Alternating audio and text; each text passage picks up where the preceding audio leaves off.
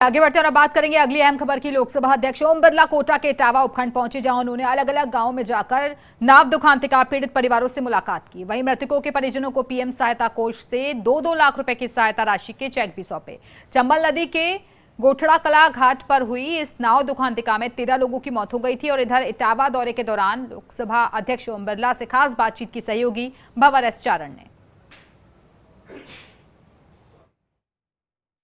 Lok Sabha speaker Om Birla अपने संसदीय क्षेत्र के दूरदराज के गांवों में हैं और बरनाहली गांव, जहां इटावा नाव दुखांतिका में एक ही गांव से 7 लोगों की मौत हो गई थी। बिरला साहब, बेहद दुखद हादसा, 13 लोग इस आसपास के पूरे इलाके से काल के गाल में समा गए थे। घटना दुखद भी और पीड़ादायक है। जिस तरीके से एक परिवार के 2 जवान बेटे चले गए, एक परिवार में पति चला गया, एक परिवार में माँ चली गई, कई जगह छोटे बच्चे चले गए, तो निश्चित रूप से घटना दुखद और पीड़ादायक है। ऐसी घटना न हो, इस पर हमें विचार करने की आवश्यकता है। इन परिवार के साथ हम अभिभावक के रूप में रहें, लंबे समय तक इनके परिवार को आर्थिक रूप से, रोजगार की दृष्टि से उनको खड़ा कर सकें, ये हमारी जिम्मेदारी है। मैं कोशिश करूंगा कि किस तरीके से इनके बच्चों को हम पैरों पे खड़ा कर उनकी आजीविका के साधन।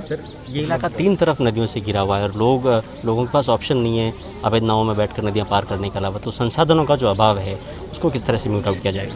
ये बात है कि तीनों इलाकों से ये घिरा हुआ है, या नदियों में बरसों से नदियों में पार करके एक स्थान से दूसरे स्थान में जाते हैं।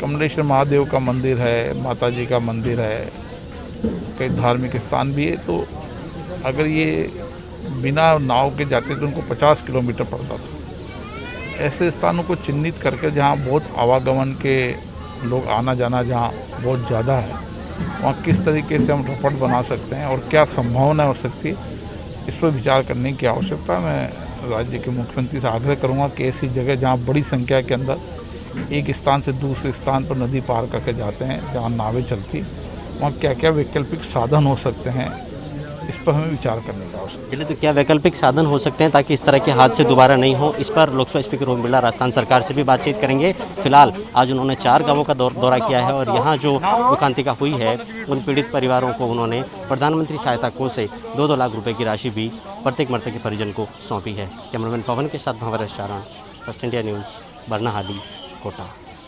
इसी खबर के साथ